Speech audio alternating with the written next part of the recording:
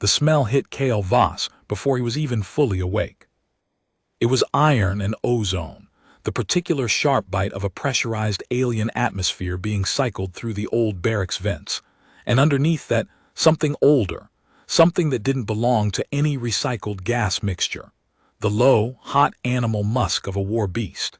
He sat up on his bunk before the reveille tone sounded, the back of his neck prickling, every instinct he'd been born with screaming that something large was watching him from the dark.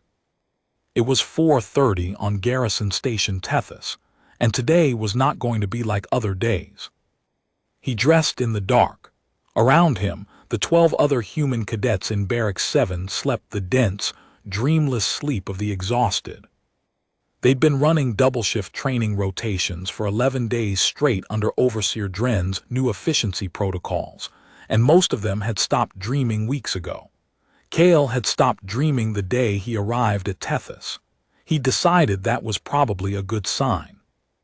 He laced his boots by Touch, standard issue consortium synthetic leather, one size too large because the requisition system had been calibrated for Vreth anatomy, and thought about what Professor Dorn had told him 3 nights ago in the maintenance corridor behind the hydroponics bay. "They're bringing one in," the old man had said, not looking at him, pretending to inspect a corroded pipe fitting.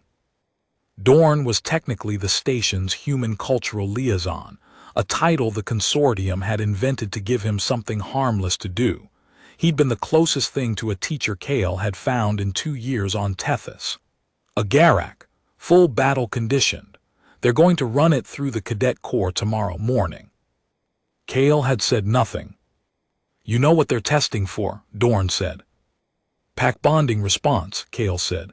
"They want to know who the Garak flags. They want to know who's dangerous." Dorn finally turned to look at him, and in the bad light of the maintenance corridor the old man looked ancient, used up, the way things looked when they'd been fighting too long against something too large. A Garak reads social hierarchy, reads dominance chemistry. It doesn't respond to rank insignia or performance scores. It responds to something older than any of that. The consortium uses them to identify natural pack leaders in conscript populations. Anyone the Garak flags gets reassigned. Reassigned where? Dorn hadn't answered that. He'd gone back to pretending to inspect the pipe. Kale had left him there, walking back through the maintenance corridor, past the consortium's propaganda boards with their clean white lettering, "Efficiency is loyalty. Loyalty is survival. Individual desire is inefficiency," and thought about what reassigned actually meant in a system that had been running human conscript populations for 60 years. He thought he knew. The reveille tone sounded. Around him, the barracks came alive with the sounds of 12 people waking up damaged, the short, sharp intakes of breath, the slow inventory of aching muscles, the silence where conversation used to live. Kale was already at the door. "Voss," said a voice behind him. Saren, his bunkmate, 17 years old, the best hand-to-hand fighter in their cohort. She had the kind of still, watchful face that people mistook for blankness until she decided it wasn't worth hiding what she was thinking anymore. "You've been awake for an hour." "Half an hour," he said. "You heard it too. It wasn't a question." He held the door for her without answering. She fell into step beside him, and neither of them said anything else about what they'd both heard in the dark. The low, rhythmic sound of something large breathing on the other side of the barracks wall, patient and awake, and already aware of every living thing within 100 meters. The Garak arrived in Parade Court at 600. They brought it in through the main transit lock on a tri-chain restraint. 3 consortium handlers in full-pressure armor, the chains anchored to a motorized sled, because nothing organic was strong enough to brace against a Garak in harness without risk of being dragged. It was the size of a draft horse, vaguely hexaptal, its body low-slung and armored in overlapping plates of dark chitinous material that caught the station's artificial dawn light and threw it back in fractured blues and greens. Its head was too large for its body in the specific way that predators' heads were always too large. All jaw, all sensory apparatus. The brain case almost an afterthought behind the massive olfactory clusters that jutted from its forehead like a crown. It was, without question, the most purely frightening thing Kale had ever stood in formation across from. Overseer Dren walked down the line of assembled cadets with his hands clasped behind his back, the way he always walked, the way that communicated that his hands were only clasped because he was choosing not to use them. Dren was Vreth, 7 feet of dense blue-gray muscle in a consortium command uniform, his secondary eyes tracking the far ends of the formation, while his primary pair watched the Garak. He had 3 silver chevrons on his collar that meant he answered only to the station commander, and he had never in Kale's experience called a human cadet by name. They were numbers and function designations to him. That wasn't cruelty. It was simpler than cruelty. It was just accurate accounting. The Garak designation Heronine will conduct social assessment, Dren announced. His translator collar rendered his speech in the flat, uninflected standard that the consortium used for human-facing communications, technically correct, all nuance stripped away, the verbal equivalent of a form letter. Each cadet will stand at attention while Heronine conducts olfactory and behavioral evaluation. You will not move. You will not speak. You will maintain eye contact with the middle distance. Any cadet who flinches, retreats, or triggers Heronine's threat response during assessment will be removed from the training program. Nobody asked what removed from the training program meant. They'd all stopped asking what things meant. The handlers walked Heronine to the far end of the formation. The Vreth cadets, 40 of them, the dominant cohort on the station, the ones who got the calibrated equipment and the extra ration allocations and the better training rotations. Kale watched from the human end of the line as the Garak moved down the Vreth rank. It was methodical. It pressed its olfactory clusters to the air in front of each cadet, held for approximately 3 seconds, then moved on. The Vreth cadets held formation with the blank-faced rigidity of people who had been disciplined into stillness, and the Garak moved through them like a tide moving through stones, touching everything, changed by nothing. Then the handlers steered it toward the Keth cadets. There were 20 of them, the second-tier conscript species on Tethys, bioluminescent and colony-bonded, their individual identities partially subsumed in a low-frequency chemical communication network that consortium xenobiologists called hive-adjacent. The Garak slowed slightly in front of the Keth rank, spending a little longer at each assessment, and once it paused for almost 10 full seconds in front of a Keth cadet named, Kale didn't know her name, nobody used names anymore in front of Keth 14, before moving on. Keth 14 did not visibly react, but the soft blue light under her skin pulsed once, quickly, and went flat. Then the handlers turned Heronine toward the human end of the line. There were 13 human cadets. They stood in their too large boots and their poorly fitted uniforms, 12 of the most exhausted and compressed people Kale had ever known, people who had learned to take up less space, make less noise, require less, want less, until the wanting itself had been trained down to something small enough to carry without being noticed. They had all learned the specific art of invisibility that the consortium's efficiency protocols demanded, not disappearing, because you had to be present and functional, but making yourself small enough that the system's eye slid past you without registering anything worth flagging. Heronine walked the human line. It was faster here. 3 seconds per cadet, 2 seconds, barely pausing, moving through the human cadets the way it had moved through the Vreth, assessment and dismissal, nothing triggering the sustained response that the handlers were clearly calibrated to manage. Kale heard one of the other human cadets exhale slowly, the specific sound of someone who had been braced for something terrible and was starting to believe they'd made it through. Then Heronine reached Kale Voss. It stopped. Not the pause it had given Keth 14, not the brief, considered hesitation of an animal that had found something interesting. It stopped the way walls stopped, completely, immediately, with the finality of a decision already made. The tri-chains went taut as the three consortium handlers suddenly had to brace. The Garak's olfactory clusters spread wide.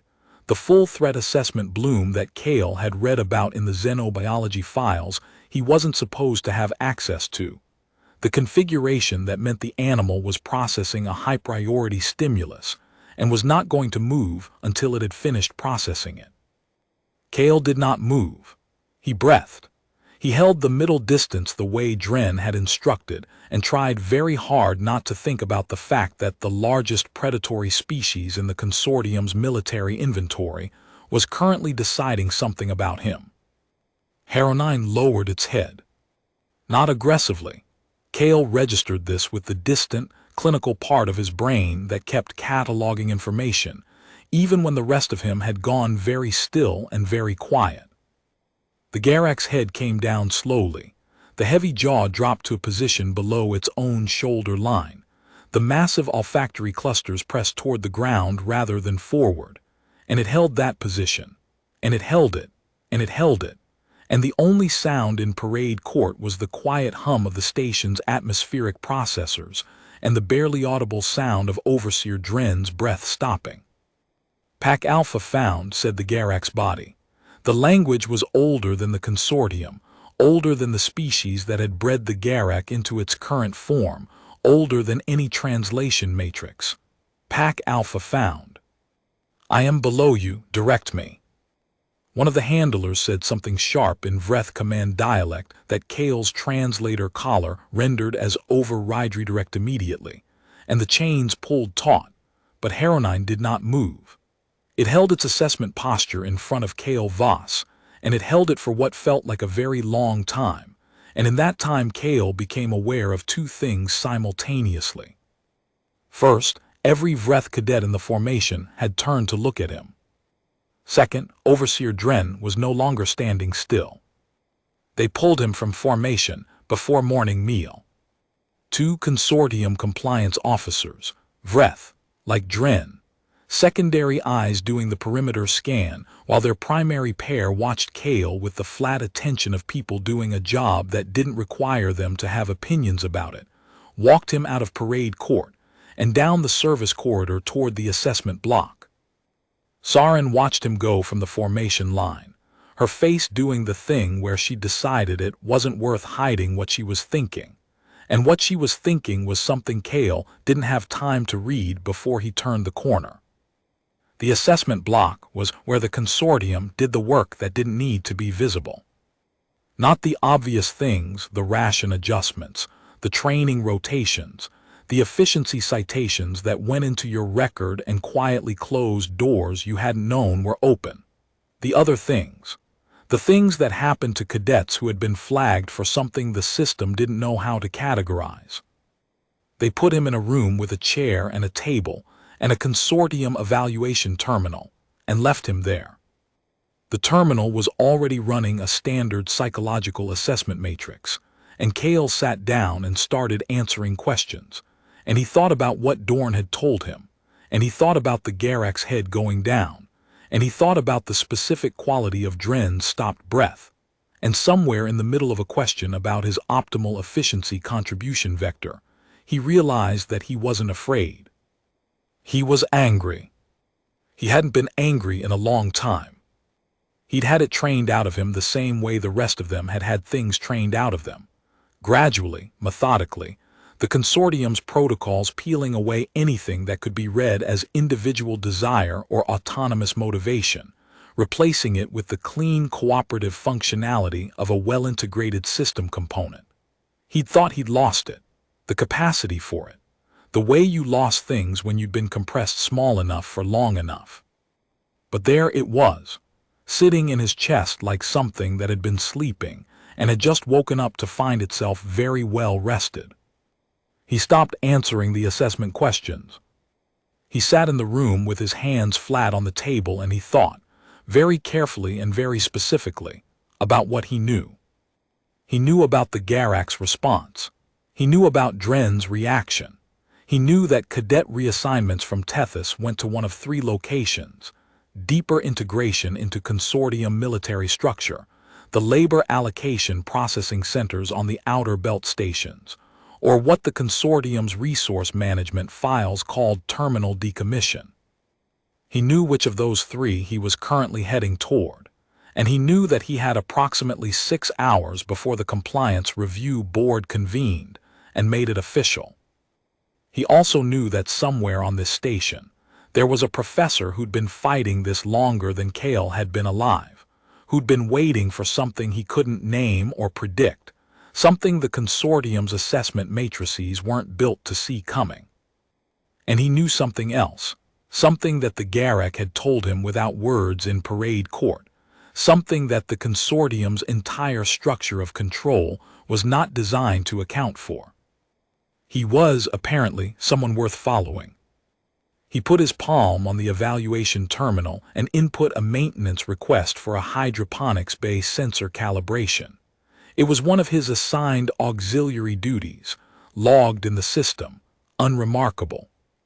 He got up, and he walked to the door, and he discovered that compliance officers assigned to psychological assessment monitoring were not typically standing directly on the other side of the door during the assessment process, because the room was designed to feel like a closed space, and the sensation of being directly observed disrupted response accuracy. He walked out. Dorn was in the hydroponics bay. Of course he was.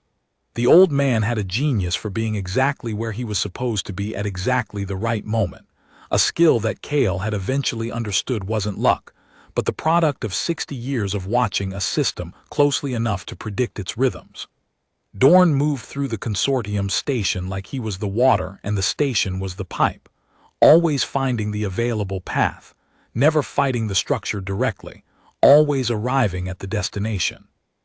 He was pretending to check nutrient solution levels when Kale came in, and he didn't look up. "They pulled you from formation," Dorn said. "Yes." The Garak sat. "Yes." Dorn set down his calibration tool. He was quiet for a moment, the specific quality of quiet that meant he was deciding something, weighing costs and outcomes with the precision of a man who had been making these calculations for a long time and had learned to make them fast. Then he turned to face Kale, and the assessment in his eyes was nothing like the consortium's evaluation terminal, nothing like Dren's flat accounting attention.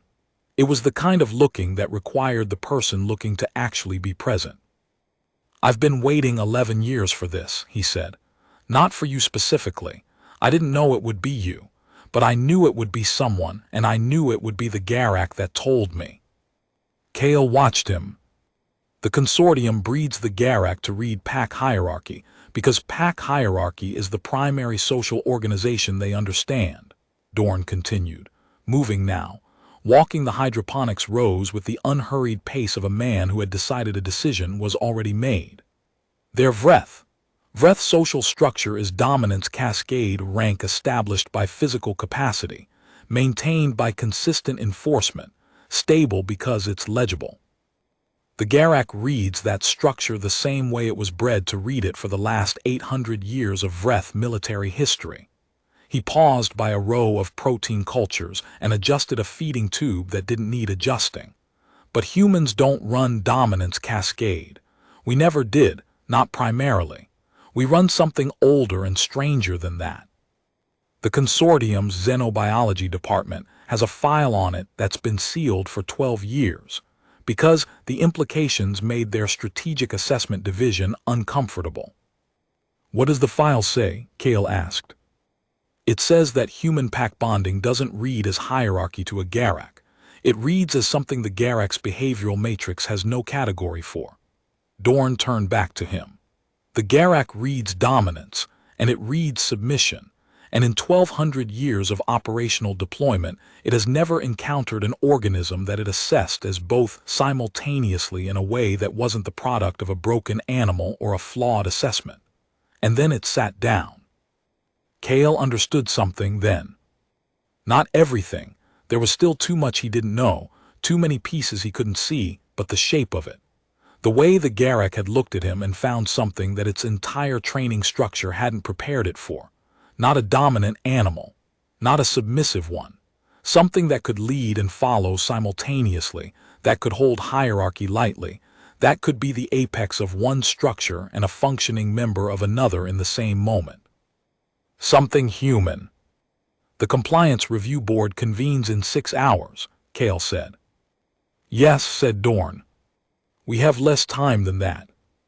He led Kale to a panel in the hydroponics bay's south wall that, when opened, revealed not a maintenance conduit but a space that had been carefully, patiently carved out of the station's structural dead zones over the course of 11 years. A room that didn't exist on the consortium's station schematics because it had been built entirely in the gaps, in the spaces between mapped systems. In the architecture of a structure that had been designed by beings who hadn't thought to account for organisms that noticed when a space wasn't being used and quietly filled it. There were 11 people inside, 10 humans and 1 Keth. Kale recognized Saren first. She was standing against the far wall with her arms crossed, watching him with an expression that said she'd left formation about 30 seconds after he had and had been here for 20 minutes.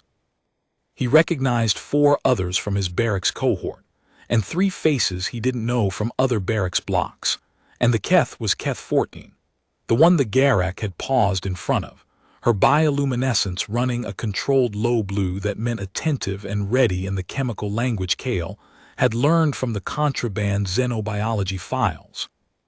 You made it, Saren said, not warmly. She said things the way they were. I made it, Kale agreed. Dorn moved to a terminal on the room's single workbench and pulled up a station schematic. Not the official one, the real one. The map he'd spent 11 years building by observation and inference, and the quiet accumulation of information from people who'd been willing to trust him with pieces of it. Here's what we know, he said, and here's what we have to do. What they had to do was, in Dorn's estimation, not survivable under the consortium's standard parameters. What he meant was that if they played by the rules, they were already dead. The Compliance Review Board convened in, now 5 hours and 40 minutes. And at that point, Kale's assessment flag would become a formal record, and the formal record would generate a reassignment order, and the reassignment order would be processed and executed with the same efficient, impersonal speed that the consortium applied to all its administrative functions. And whatever was happening to cadets who got reassigned from Tethys would happen to Kale, and probably to everyone else in this room if the consortium's analysts were good at their jobs and ran the social network assessment that a reassignment review typically triggered. The consortium's analysts were very good at their jobs. So we don't play by the rules, said one of the cadets Kale didn't know, a young man named Tor, according to Saren's quick introductions, who had a technician's hands and a strategist's eyes, and who had apparently been in Dorn's room before any of the rest of them. The question is what rules we play by instead. The Garaks, Kale said. Everyone looked at him. He laid it out simply, because complex wasn't what this room needed. The Garak was currently in the assessment block. It had been scheduled for secondary evaluation. The consortium's handlers would be running post-assessment calibration protocols on it for the next 3 hours, which meant Heronine was in a holding bay adjacent to the assessment block, in restraints that were designed to manage an animal that understood dominance hierarchy. The assessment block's security was calibrated for the Vreth compliance officers who worked there. The station's internal sensor grid had a 17-second rotation cycle on its motion detection sweep. He'd noticed this because he'd spent 2 months watching the light patterns on the ceiling of his barracks in the early mornings when he couldn't sleep, and the sensors used the same light pulse technology as the atmospheric monitors, and the pulse had a rhythm. You noticed the sensor rhythm from your bunk, Saren said, in the ceiling. It was something to do, Kale said. She looked at him for a moment with an expression that wasn't quite a smile. All right, she said, walk us through it. The plan was not elegant. It had the specific ungainliness of something built from available materials under time pressure, structured around capabilities and constraints that no strategic assessment algorithm would have thought to account for. Because no strategic assessment algorithm was designed to work with human capabilities specifically, only with the general conscript cohort capacity metrics that the consortium used to evaluate all its organic assets interchangeably. Tor's technician hands could interface with the assessment block's terminal architecture through a maintenance conduit access point that was too small for Vreth hands. Saren's specific knowledge of Consortium Compliance Officer patrol timing, acquired through the same quiet, patient observation that Kale had applied to the sensor grid, gave them a 3-minute window in the secondary corridor. Keth-14's colony-bonded chemical communication could reach the Garak through the ventilation system in a frequency range below the station's standard monitoring threshold. And Kale could walk into the holding bay, because Heronine had sat down for him. "You don't know it'll respond the same way twice," Tor said.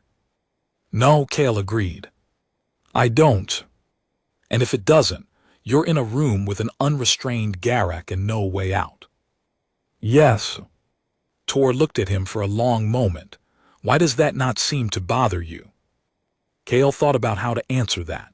He thought about the anger he'd found sitting in his chest in the assessment room, the thing that had been sleeping and had woken up well-rested.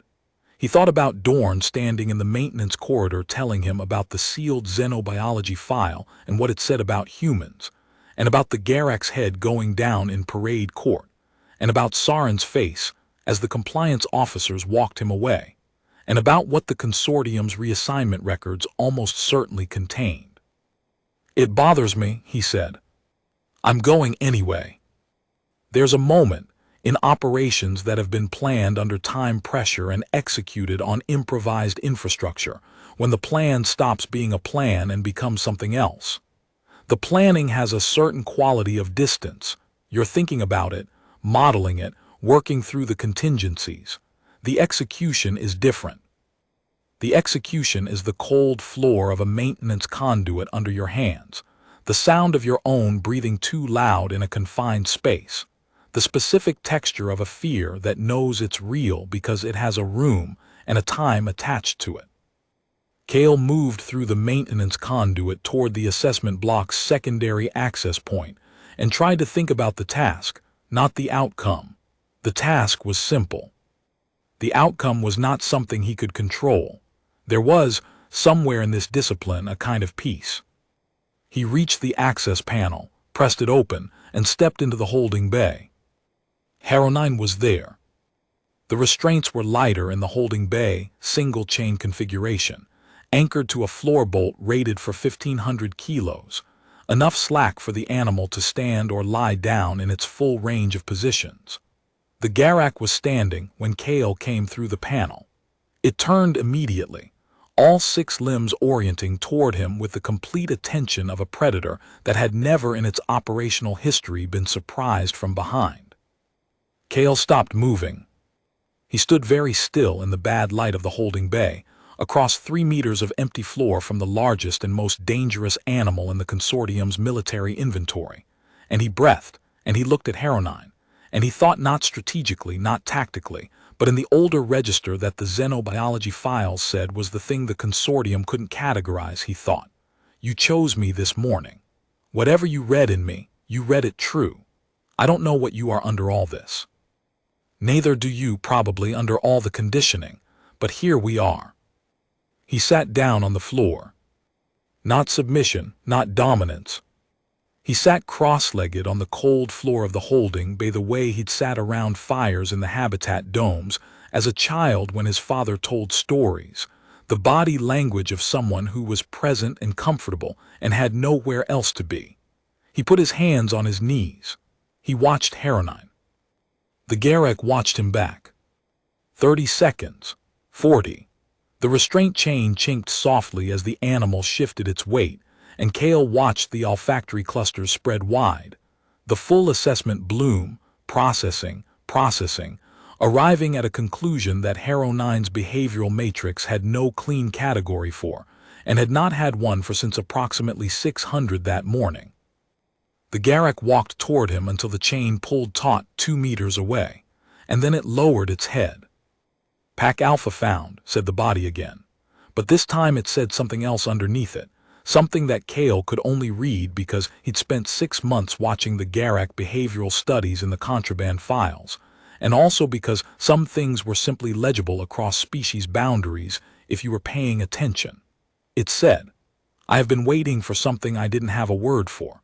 Whatever you are is closer to a word for it than anything else I have found."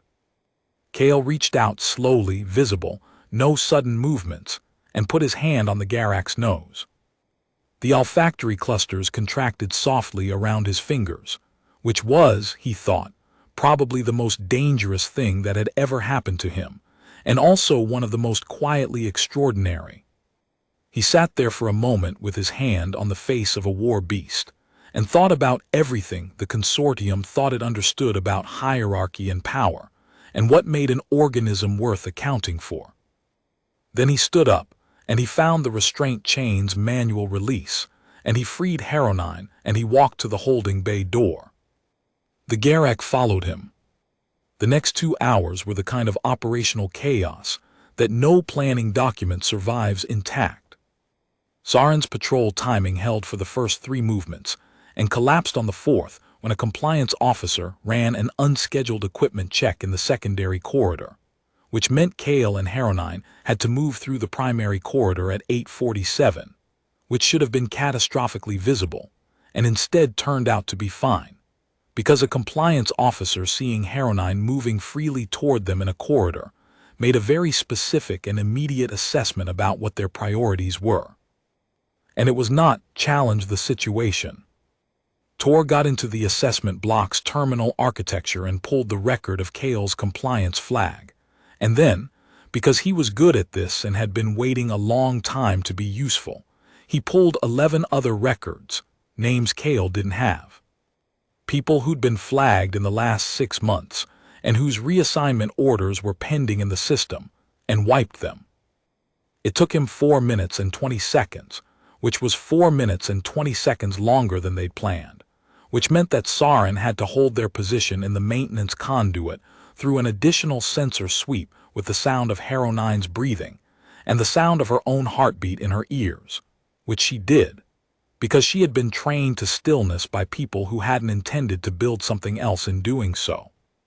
Keth 14 had reached the consortium's communications array by a route that didn't appear on any station schematic, because it used the junction points of the colony-bonded chemical communication network that ran through the station's atmospheric system.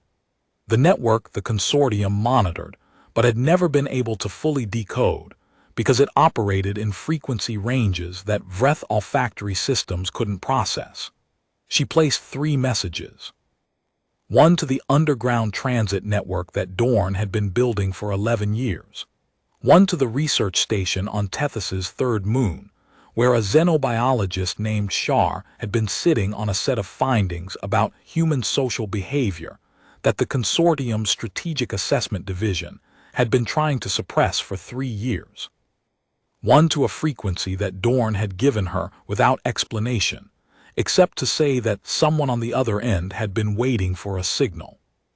Someone had been, the signal was received. Dorn, meanwhile, was doing what Dorn did, moving through the station in the available paths, being exactly where he was supposed to be, unremarkable and invisible and quietly essential. He was at the personnel transit lock when the rest of them arrived, with 14 people Kale didn't recognize who had apparently materialized from various service roles across the station at the signal from Keth 14's message, and with a transit vehicle that was officially logged for a maintenance resupply run to the outer dock.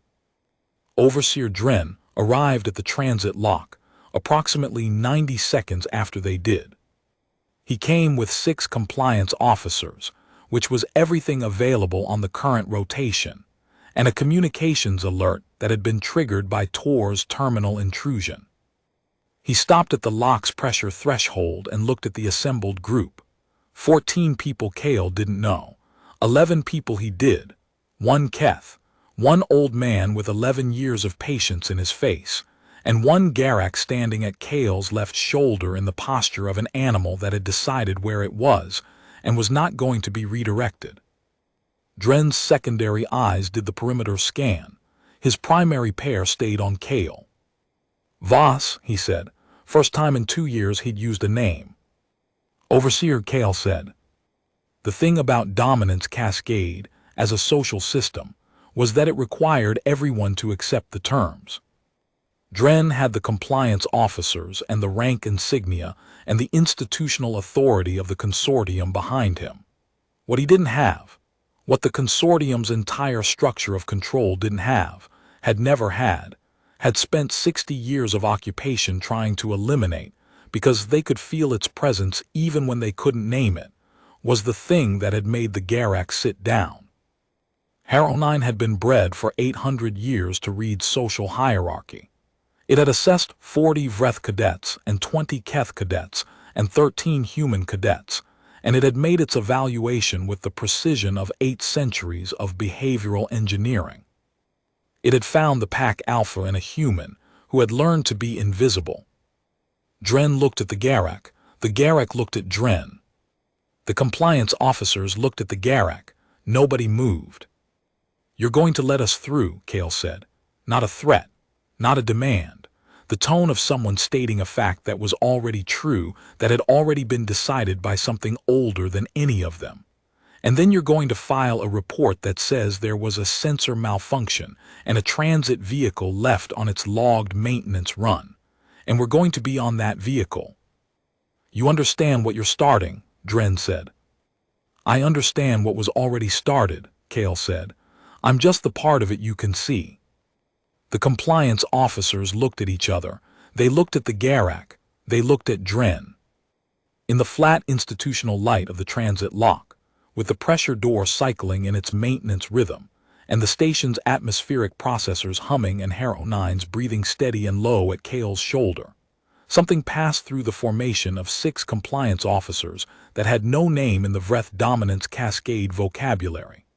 It was the specific quality of uncertainty that emerged in a hierarchy structure when the hierarchy encountered a situation it hadn't been designed for. When the assessment matrix returned an answer that didn't fit any available category. Dren stepped aside. He didn't say anything. He didn't explain himself. He stepped back from the pressure threshold, and he looked at a point slightly above Kale's head, the way you looked when you were deciding that something hadn't happened, and he kept looking at that point as 26 people and 1 war beast filed past him into the transit lock. Kale was last through. He stopped at the threshold. "The xenobiology file," he said. "The one about human social behavior. The one your strategic assessment division has been trying to suppress." Dren said nothing. "You sealed it because the findings were uncomfortable," Kale said. "I want you to know that I've read it, and I think the people who wrote the assessment of what it meant for consortium strategic stability were right to be uncomfortable." He stepped through the pressure door. The transit vehicle cleared Tetha Station's docking perimeter at 9:23. In the outer dock's observation port, if anyone had been watching, and for a time there was someone watching, a compliance officer who would file a maintenance malfunction report in approximately 40 minutes, and would spend the next several years being quietly and unobtrusively unhelpful to every consortium intelligence operation, he was assigned to. The transit vehicle was a small white rectangle against the dark, getting smaller, heading for the maintenance coordinates it was officially logged for. Then it altered course.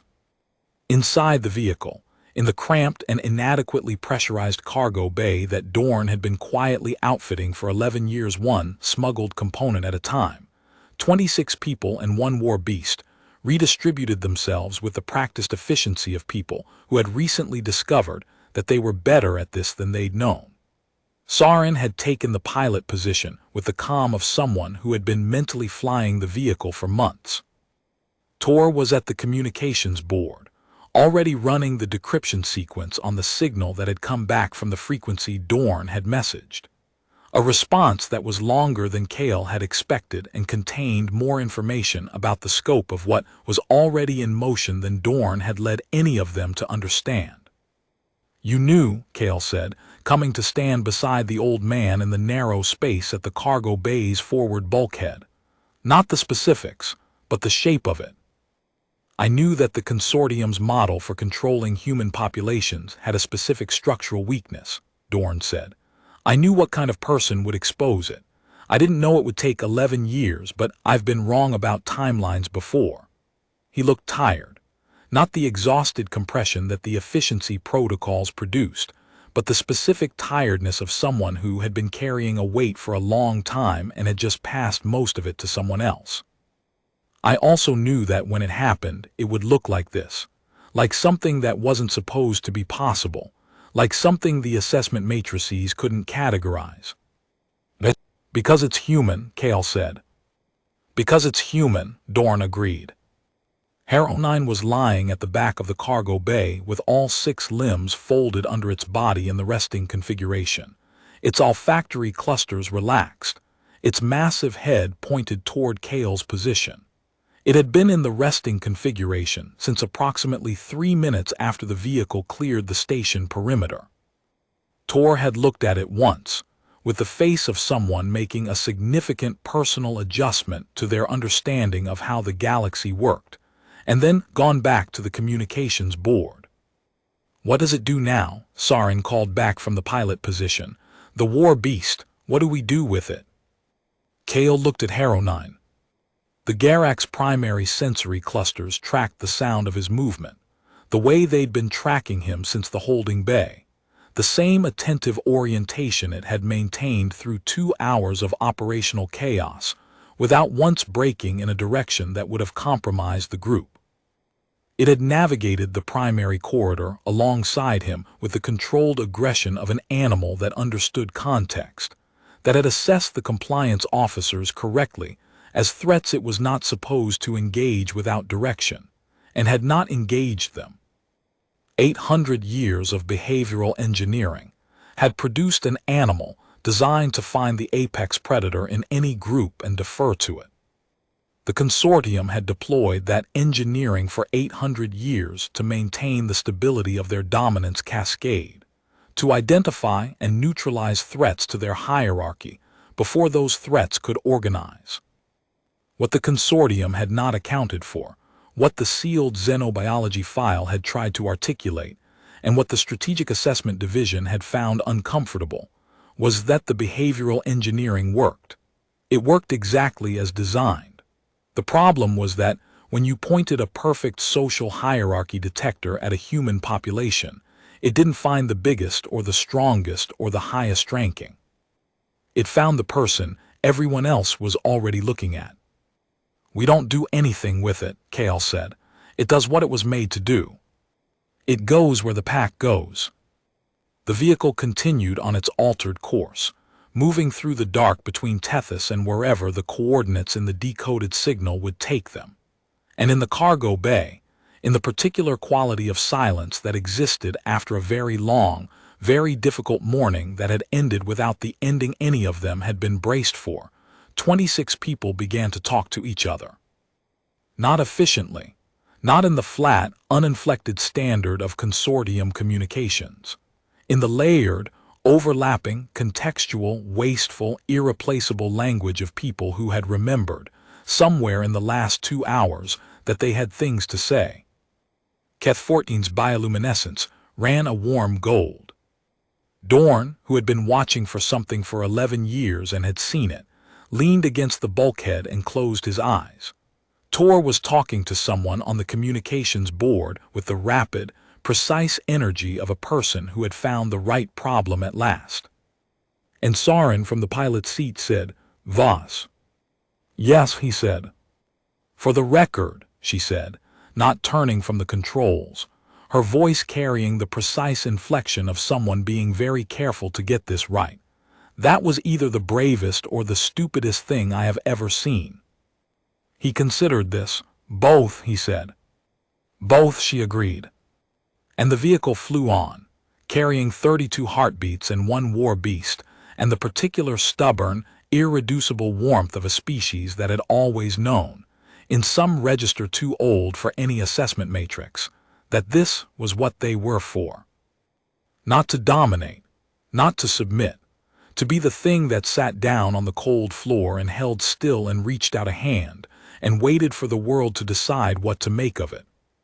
The consortium, Cale thought, was going to spend a very long time deciding. He was fine with that.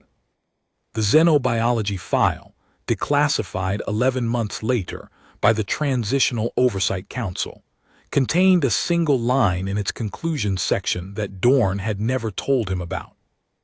It read, "Subject species demonstrates a social cohesion mechanism that does not degrade under conditions of suppression. Recommend indefinite strategic caution.